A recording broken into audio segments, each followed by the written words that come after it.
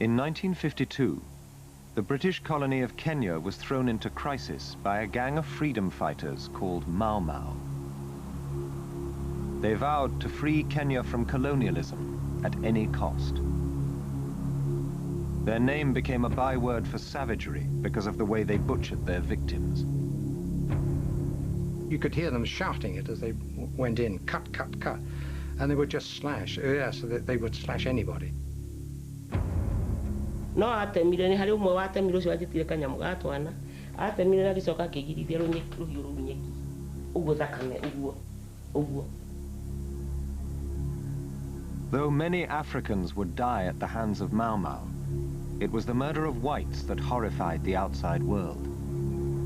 To the British, the uprising was such an outrageous attack on colonialism that it justified any response. And that response, when it came, would be brutal and shocking.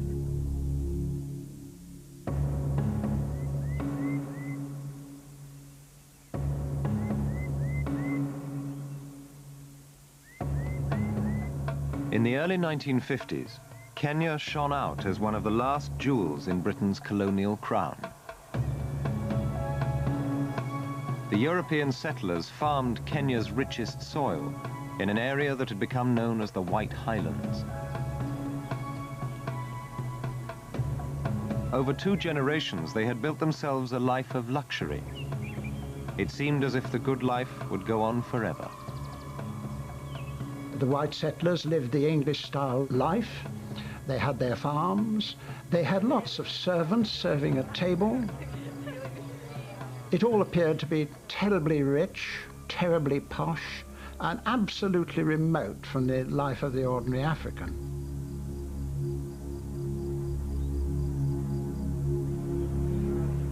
The ordinary settler really enjoyed being in Kenya. It was a good life, and let's face it, be rather blunt, you could get servants, and booze was cheap.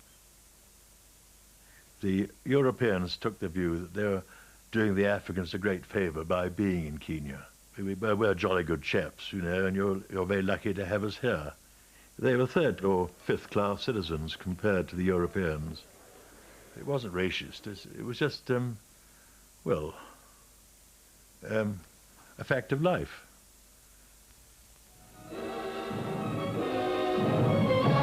Britain has brought much good to Kenya.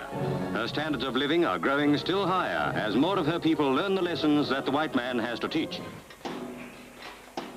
But the high life of the Europeans was built on African land and African labor. Poorly paid, unable to vote, and restricted even in the crops they could grow, Africans were beginning to resent white man's rule.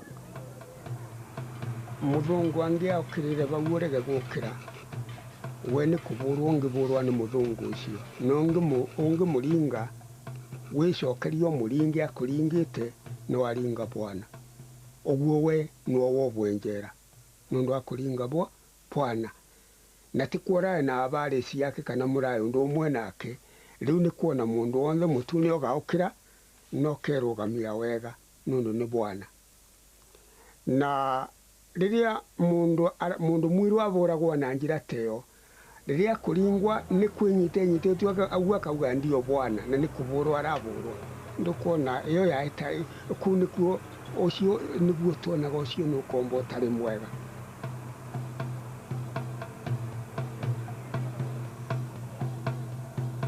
In the post-war world, the facts of colonial life were changing fast. One by one, African countries were demanding self-rule. Africans who had risked their lives fighting for the British during the war were not prepared to return to the old ways. 1942 nitwateithirie ngetha 1939 no thutha wa uguo twibira mbara-ini gutiri kindu matuheire riu ni undu wa uguo ri tugituika riu tugucoka ukombo-ini na riu ni undu wa uguo ri uteti wa gitira iguru ri tugikorwo atiri ro tukiruire na Ngeretha nigetha mehere bururi wi ira ithu tukihanda ta andu aria angi. Tension between black and white was rising, but white settlers felt themselves immune to changing times. I remember a settler saying to me, You young district officers know nothing. We've been here for years. We know our boys, as they used to call them. We know the boys. We know all about them. You don't know anything. And it was the difference between knowing. The settler did know a lot. He did know a lot about Africans, how to handle African labour, how to use African labour. But he could not see what the use of that labour and the production of money was beginning to bring about. He couldn't see the political change. The settlers seemed complacent and dismissive of African aspiration.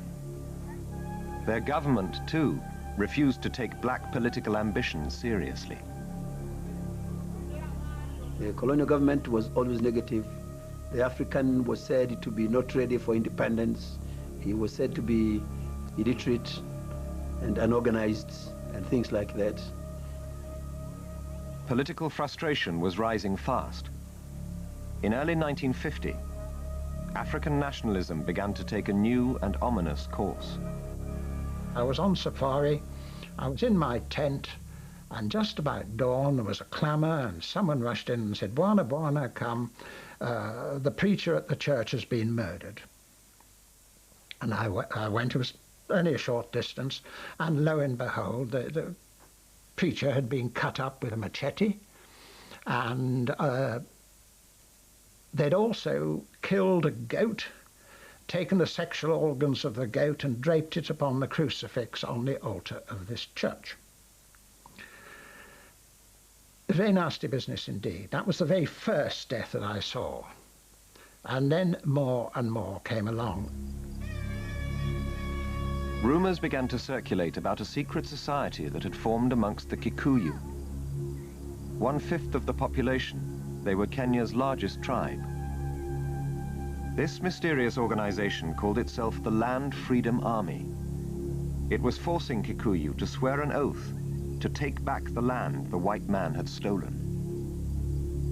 Any African who refused the oath or remained loyal to the colonialists was likely to be brutally murdered. This secret society soon acquired a new name, though no one knew where from. It was called Mau Mau. Some of the missionaries started to get a bit uneasy, and the chiefs also started to get uneasy, and they said, "Do you know, a few people have disappeared, and so-and-so was murdered the other night." And we got more and more reports of deaths. And then, when we tried to make general inquiries for the first time, we got a slowing down in information. Unease turned to fear when on the 7th of October 1952, a staunch British loyalist, Chief Waruhu, was shot by the Mau Mau in broad daylight. The assassination was seen as a declaration of war by the terrorists. Mau Mau was emerging as the first violent threat to British colonial authority in post-war Africa. The government moved fast to stamp it out. 2 weeks later, on the 20th of October, the colony's governor, Sir Evelyn Baring, declared a state of emergency. Within days, Kenya, Britain's beloved colonial jewel, was at war with its own subjects.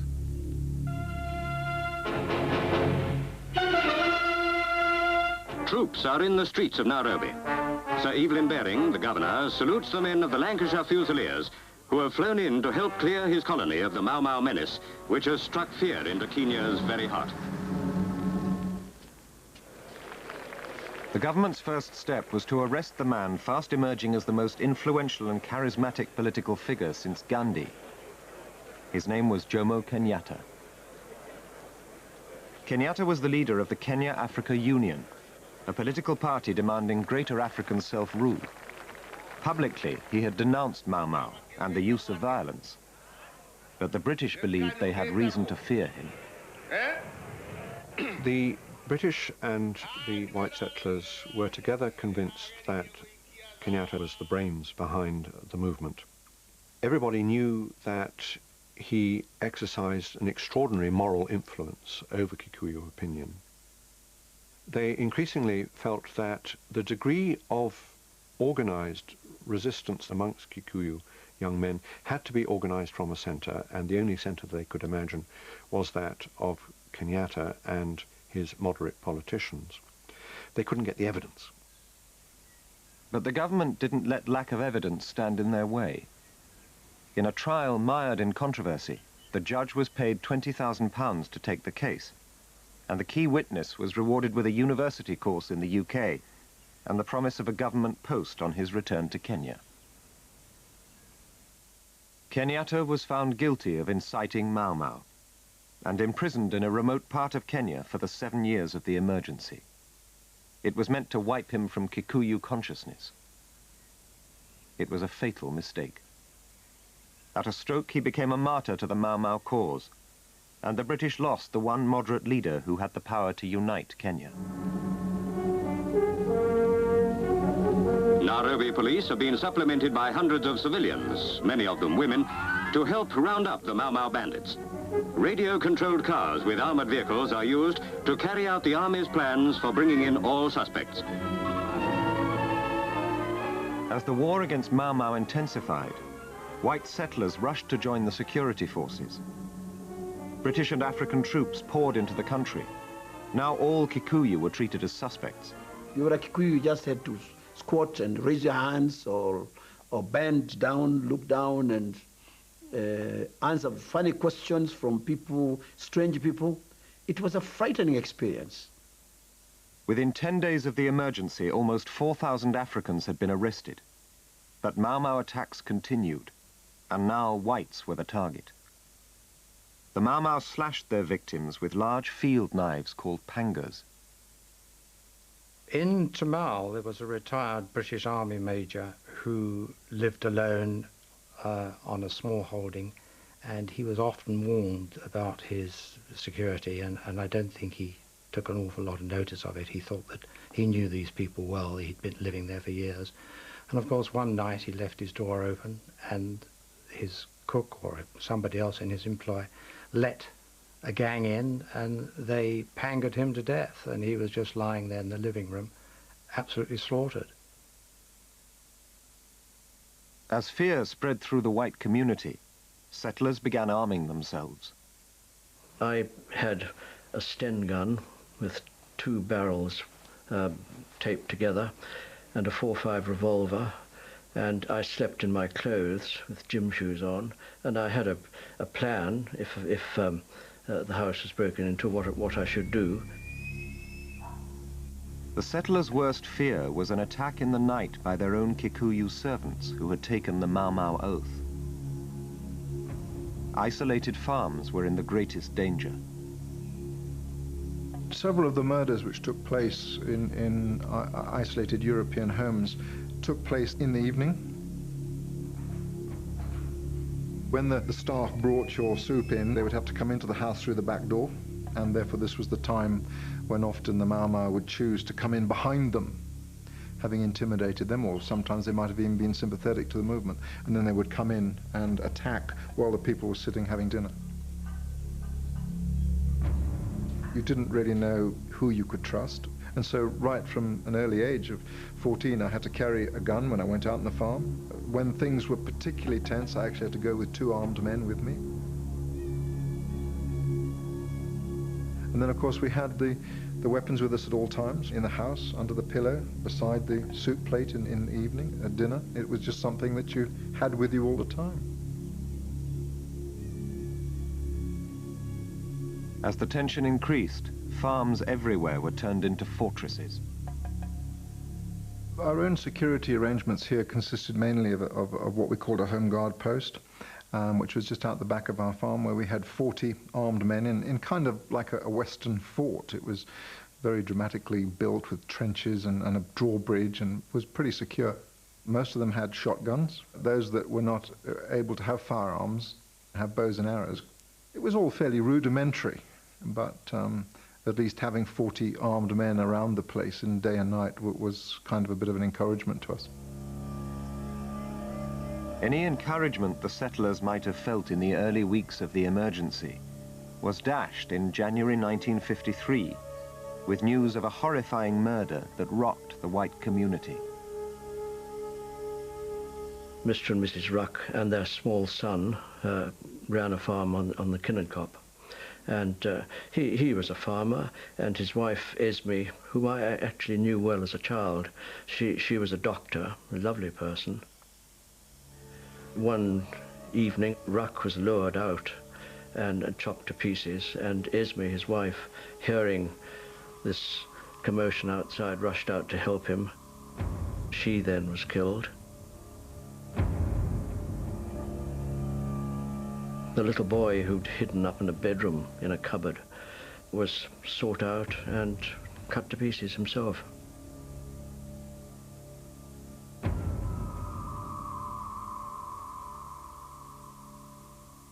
Having seen some of these sites, it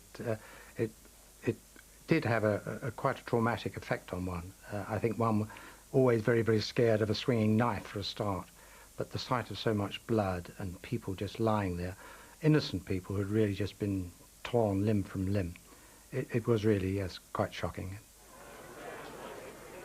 The horrific nature of these murders sealed the fate of the Mau Mau. Angry settlers stormed Government House, demanding stronger action. The deaths were brutal, but in truth, during the whole emergency, more white settlers would die on the roads than at the hands of the terrorists. Yet this didn't stop the war against Mau Mau, turning into one of the bloodiest horror stories of the British Empire.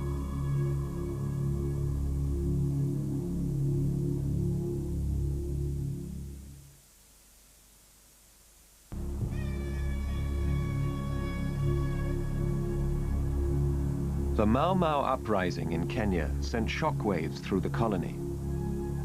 Though it was an outrageous attack on the white community and on colonial authority, in truth it was the Africans themselves who would suffer the most. Kikuyu who remained loyal to the colonial government were increasingly under threat. On the 26th of March 1953, a Mau Mau gang waited for dusk to fall on the loyalist village of Lari.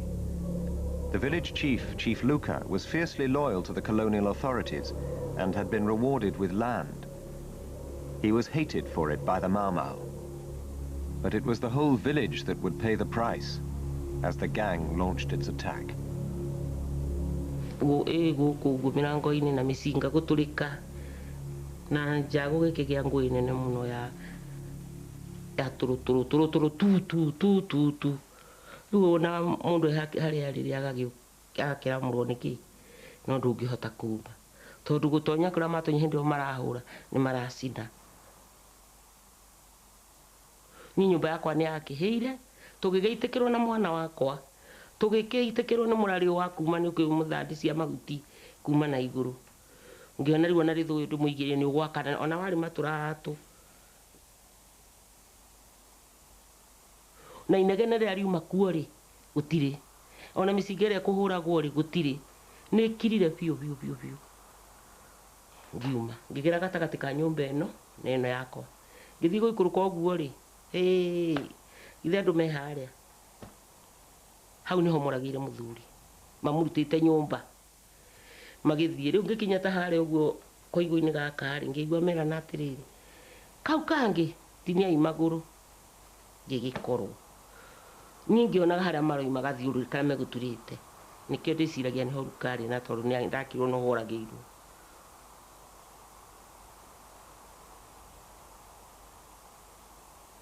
ngigua mwana uyu wari ng'ong'o agamba hororo ngiohora ngoi haha na haha githuri ngimura kwira hau na ningwire haha ndui ni ngorero iga kwira hau na ningwire haha na kio ni akigwire haha uyu maciande.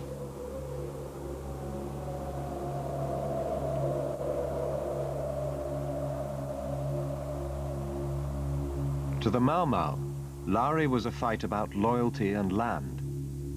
But to the British, it was simply a savage massacre of innocent Kikuyu. From now on, Mau Mau would never be seen as anything but cruel thugs. The horror of that night would eclipse their political ambitions forever. Upon the children, too, the Mau Mau had laid its evil mark. The lucky ones, I wonder.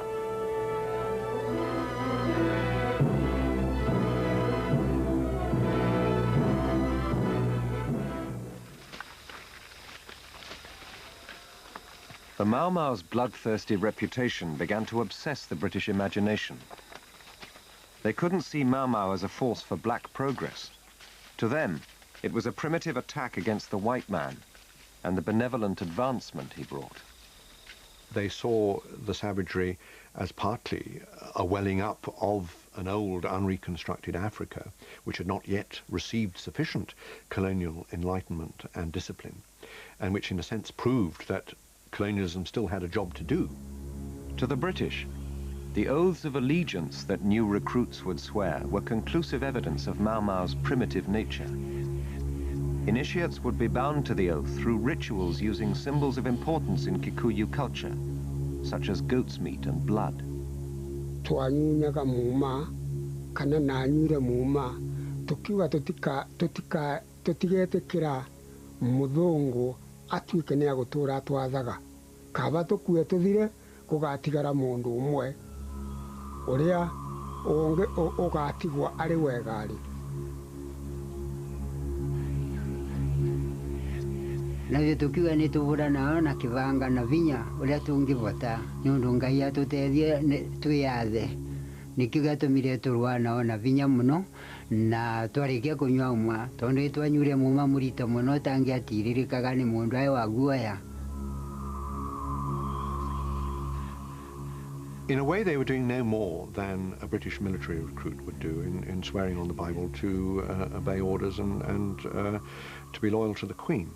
But the cultural symbols which were involved, of course, were totally alien to white perspectives. It was seen to be bestial.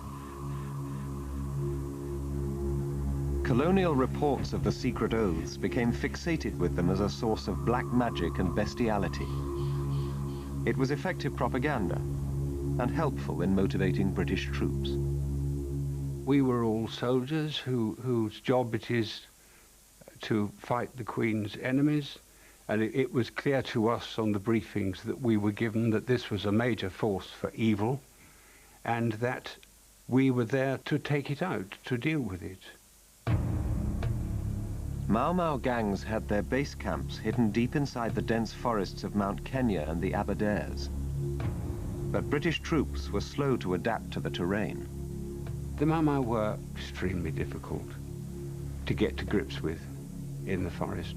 Their local knowledge was excellent. They were used to living very rough. We were impressed by their fieldcraft, their ability to melt away when we approached.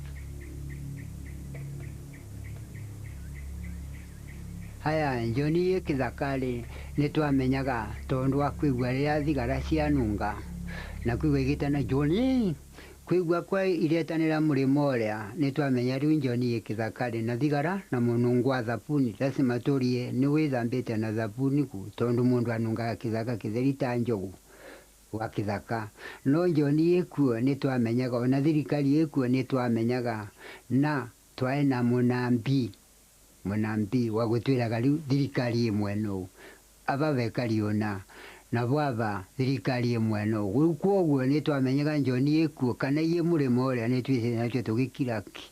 They smelt awful. That sounds a curious comment. We revolted them because we, apparently to them, the European smells of soap. They revolted us because they never had a bath or a proper wash, and they stank. The Mau Mau's bush skills were little help outside the forests. Armed with nothing but homemade guns and panga knives, they were a weak enemy compared to the troops mobilized against them. But still, the British military responded with the full force of a colonial power. The forests were bombed and became the main hunting ground for Mau Mau. The forests and a 1-mile strip around them were declared prohibited areas. Any African living nearby was in danger. When we saw an African in the forest or within the 1-mile strip outside the edge of the forest, we were instructed to treat this African as a Mau Mau. And so it was, shoot on sight is a fair way of describing it. Nobody knew how many Kikuyu had taken the Mau Mau oath. To most soldiers and police, all Kikuyu were potential enemies. You get these young soldiers coming in, they're pitch-poled into a situation where there's a mass of black people. They cannot differentiate between one black man and another. They don't even see the skin colours. They can't tell one tribe from another. The officers are trained for battle situations when you go forth with your platoon or your company and you do something. Well, there's precious little for them to do, precious little for them to attack, and soldiers get bored.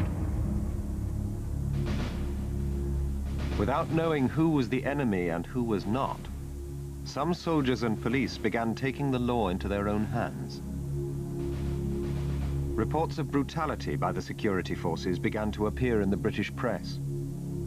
One newspaper carried a story describing a gruesome method by which British troops kept a record of their Mau Mau kills.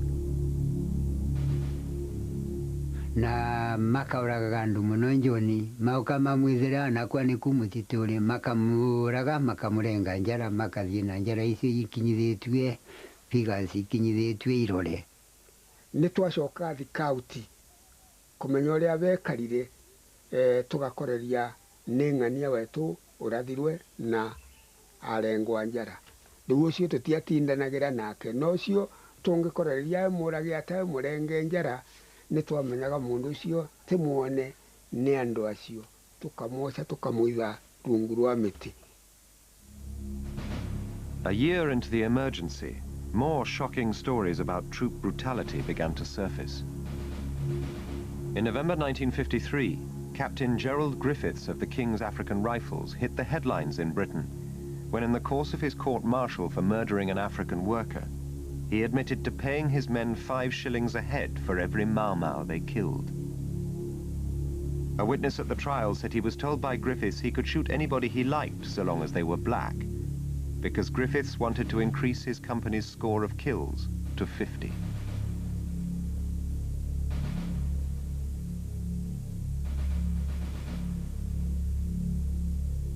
Certainly, my own regiment, for example, when we got going, the commanding officer offered a cash prize to the first patrol to kill a Mau Mau. The same sort of thing had been done in Malaya, and it was of course an incentive. The practice was written up in the regimental records, and the story soon found its way to the House of Commons and the British press. I was sent home on a course about halfway through our time in Kenya, and I was at home in Teignmouth in Devon, and about the time I was there was a great headline in the newspaper: "Is your son in the Devons? If so, is he a murderer?" And people who I thought were really good old friends were distinctly chilly with me. The British military commander-in-chief, General George Erskine, was appalled by what he called the breach of discipline among the forces. He sent round a stern memo warning them to clean up their act. I think probably going into the forest and shooting natives of what to an extent was a host country was a little bit offside. But the real battle against Mau Mau was not fought in the forests. It was a struggle for hearts and minds. In late 1953, the British began a new campaign to cut the Mau Mau off from their supporters. In towns and villages, Kikuyu were rounded up by the government and divided into loyal and disloyal. The first target was Nairobi, believed to be the center of Mau Mau organization. A ruthless operation to clear the city of suspect Kikuyu was put into action. It was called Operation Anvil. You woke up in the morning and the whole estate was kind of surrounded by soldiers with guns, and people were herded to small areas without knowing what is happening. They were not guilty of anything. They just had to be taken away and removed. Whether you were innocent or not, you had to go. By the end of Operation Anvil, more than 30,000 Kikuyu had been swept out of the city and sent to holding camps, regardless of their allegiance.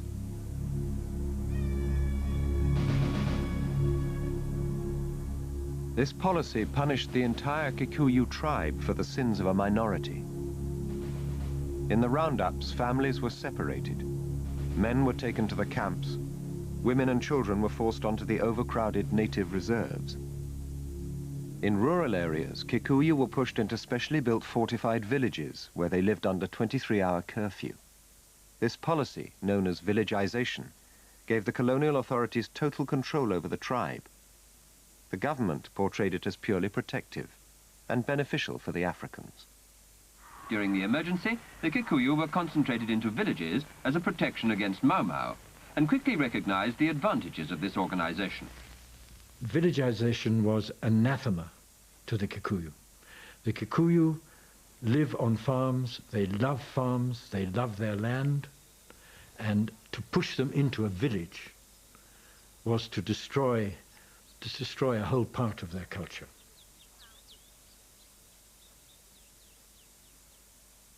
The villages were controlled by the Home Guard, local police forces made up of Kikuyu loyal to the British.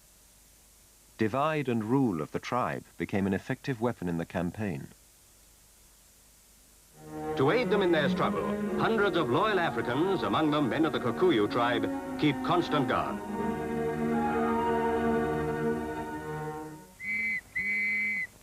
As the British government continued its technique of reward and punishment, the Kikuyu tribe was split. Loyalists paid a higher and higher price for their allegiance.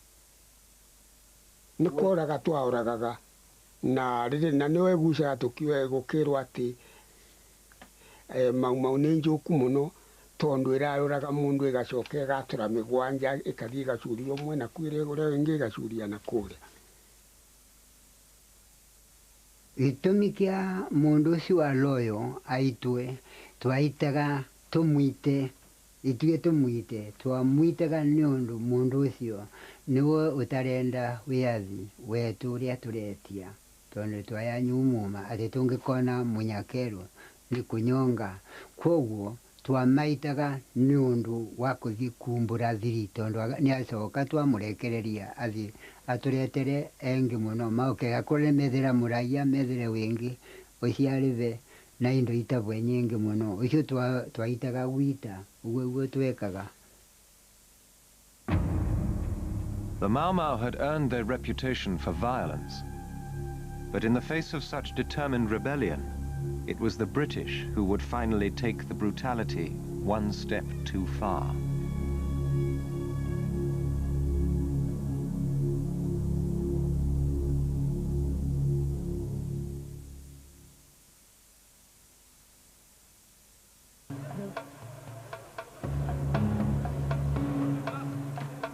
The gift of civilization had always been invoked to justify rule over the black man. But in wiping the colony clean of Mau Mau, the British used methods that were anything but civilized. Emergency law was rough justice. It became a capital offense to take a Mau Mau oath, or even to be seen with anyone carrying a gun. Between 1953 and 1956, more than 1,000 Africans were hanged for alleged Mau Mau crimes. Public hanging had been outlawed in Britain for over a century, but in Kenya, it was used to keep the rest of the population in line. When somebody did have to hang for their Mau Mau crimes, then the British felt that the Kikuyu should not only have justice done to them, but should see that justice was done. There was a mobile gallows. The actual drop was, of course, screened off, but one could see, or at least imagine, the Mau Mau convict mounting the staircase to the platform, and presumably one could hear the drop. Dead Mau Mau particularly Mau Mau commanders, were displayed at crossroads, at marketplaces, at administrative centres, to demonstrate that if you fought against the British, you could meet a sticky end.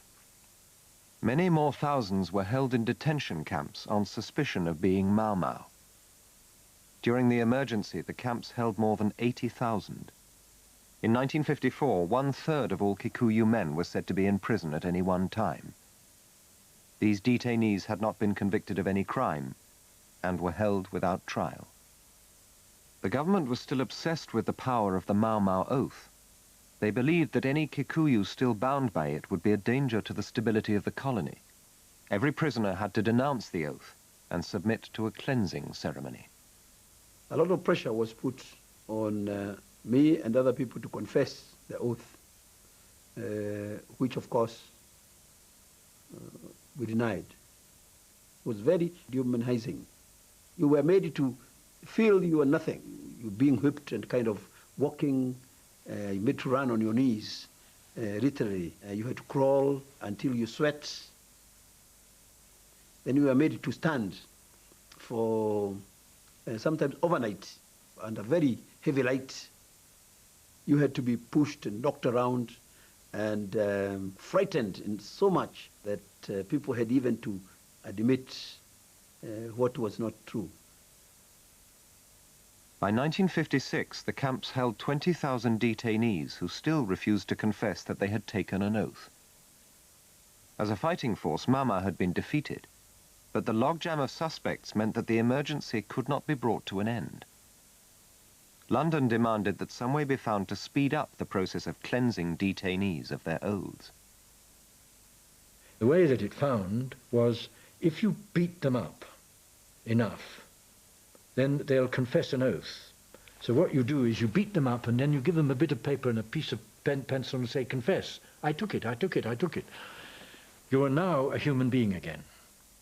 I think sort of Christianity had been tried and hadn't succeeded with them. And they needed a sort of moral compulsion, I don't know how one else could put it really, to confess their oaths. The Mwea camps held 5,000 detainees who were refusing to confess the oath and submit to the rehabilitation process. I was told that I was going to be posted to take over the rehabilitation at the Mwea camps. So I said, no, I don't want to do this. And I was then told, you can't say no in a service, you have to, at the very least, go and look at it. So I went to go and have a look at it. There I met Superintendent Cowan. John Cowan was head of the Mwea detention camps. He developed an effective method of extracting confessions. In one of my camps, there was a small faction of Mau Mau detainees who were difficult, and there was a procedure which was implemented there which was successful. It was a very sort of embryonic procedure.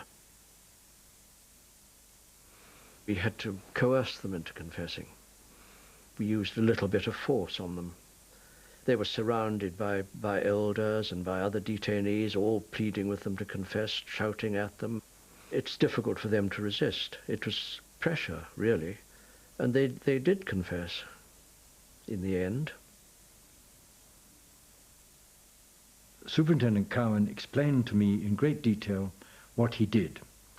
And he told me that my fears were totally groundless because all it was just like a good rugger scrum.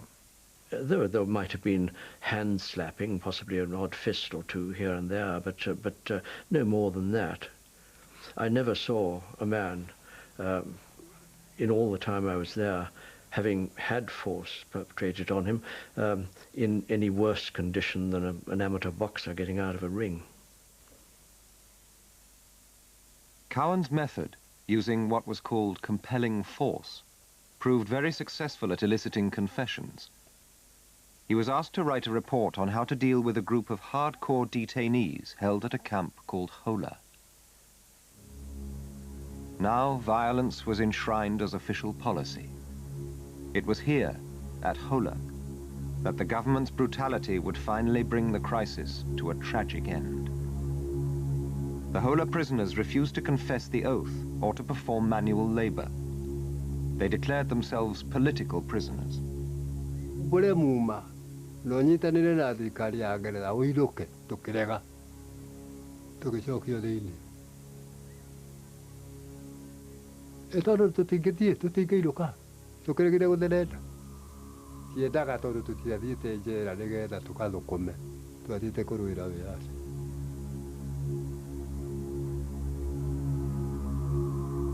The Cowan plan outlined a scheme to make the Hola detainees submit to authority. The first thing was to get them to obey work orders. Envisaged a possibility that the detainees wouldn't immediately prove amenable to work, and that if they didn't, they should be, in the phrase, manhandled to the site of work and forced to carry out the task. We thought that compelling force might have to be used. We might have to make them. But they weren't being violent, were they? They were simply refusing No, they to weren't. work. They weren't being violent, but they were being very insolent, and their whole demeanour was one of sort of insolence and arrogance, and they weren't. No one was going to do anything with them at all. On the 3rd of March 1959, the camp commandant put Cowan's plan into action. 85 prisoners were marched out to a site and ordered to work. Tukirwo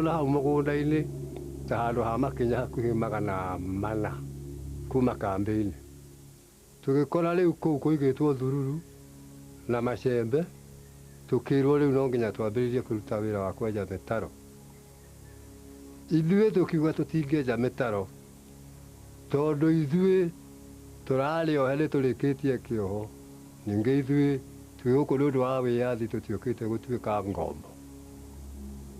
When the prisoners refused peacefully to cooperate, the commandant decided to compel the men to work. Nĩ ũndũ wa ũguo, kwarĩ na thigari 200, thigari 170 ciarũngiĩ na nja na mĩcinga.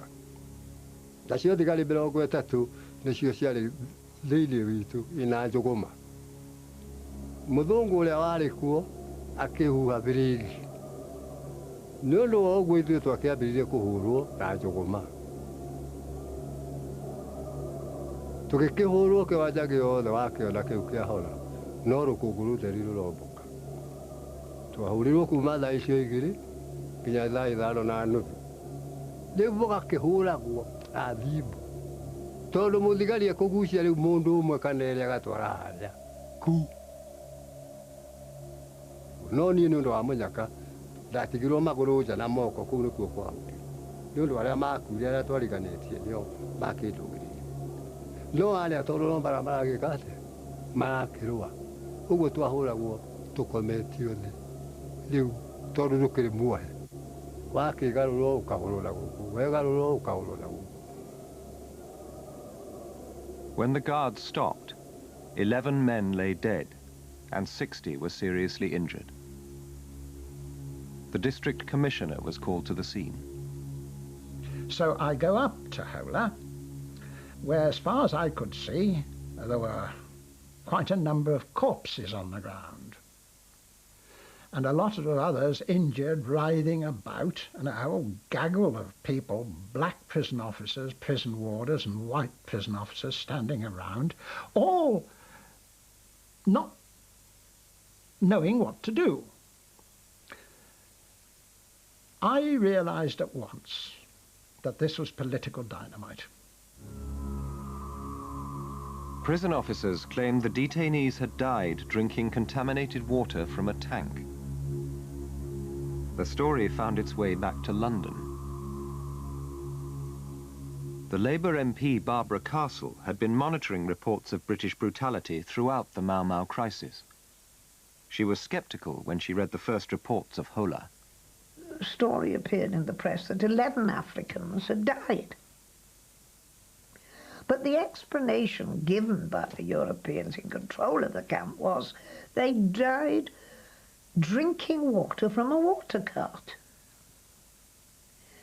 Well, I mean, I could guess that another cover-up was taking place, but I felt pretty helpless. But the true story of the prisoners' deaths could not be kept quiet. The corpses had to be got rid of. We had to fly them out in a plane from our dirt airstrip. They had to be flown to Malindi, which was the nearest place where, again, it's all publicity, you see. The news had got out. Corpses were being flown in from Hola where they'd been beaten up. An incident that had appalled people on the ground caused an uproar in Britain. The Cowan Plan, with its instructions to manhandle the prisoners, came under fire. I didn't feel guilty, I don't think. I don't think that's quite the word. I felt obviously very sorry indeed and great regret that 11 men had died and 60-odd had been injured. I'm sorry that I didn't modify that particular phrase that I used, but I didn't. I think that was couldn't have been foreseen. I didn't feel guilty that the procedure had gone wrong. I felt extremely sorry that it had gone wrong, but not actually guilty. For the first time, the full horror of what had been happening in Kenya was revealed to a shocked public. Suddenly, it was the British authorities who looked like brutal thugs. In the House of Commons, the scandal brought condemnation from all sides. I went into the House. I was so trembling with rage. I could barely get the words out. It was a packed House of Commons. And I was followed immediately by Enoch Powell in his very clipped, upright, business-like tones, with no emotion in it, but also tearing the cover-up case apart brilliantly. Facing political disaster, the Tories rushed to repair the damage. Within weeks, London stopped the rehabilitation process in the Kenyan camps. The Mau Mau oath, which had dominated the crisis, suddenly became irrelevant. Everyone was pushed out as fast as possible, whether they'd confessed to taking an oath or not confessed to taking an oath, whether they were still human or subhuman or not human or whatever. And the move to independence via the release of Kenyatta, the leader of the Kikuyu and the leader of the movement, began to go more and more quickly. The scandal of Hola highlighted the Africans' political aspirations, but it also revealed the hypocrisy of a colonial power that tried to civilize its African subjects with brutality. They weren't animals, they weren't this, that and the other. What they were doing was fighting a political fight for their freedom, and Hola eventually gave it to them. The emergency that had cost the lives of 32 settlers and 11,500 Mau Mau was over. For Britain, Hola brought the Mau Mau crisis and her romance with Kenya to a shameful end. It's hard to believe that that could have happened under a British colonial administration, but it did. And it followed us. It was in a period of insensitivity to the fact that these Africans were human beings that were going to develop and demand the right to develop and to rule themselves. In 1963, only 4 years after the Hola massacre, Kenya was granted independence. Jomo Kenyatta, freed from prison, became the country's first president. The men and women who had been cast as savages were free to run their own country. Joining the celebrations were the last die-hard Mau Mau, who had always vowed to stay in the forests until the day Kenya was free.